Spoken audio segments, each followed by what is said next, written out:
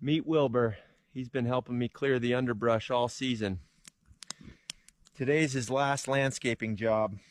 All right, ribs are looking thick today. Wilbur lived full and flavored. Rest in peace. Okay, now that we got the ribs going on, just hitting them with some wild herb blend. If it smells edible, it's seasoning. Low and slow, that's the secret. Breaks down the collagen so it's fall off the bone tender.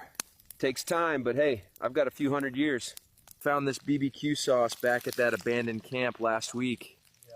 Expired in 2019, but it smells fine.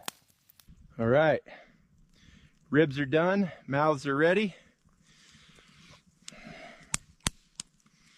Someone asked how I got so good at cooking. Try feeding a forest full of picky eaters for 200 years. You either get good or get eaten. All right, that's it for today's cook-up. Drop me a comment. What else should I try making out here? Bigfoot out.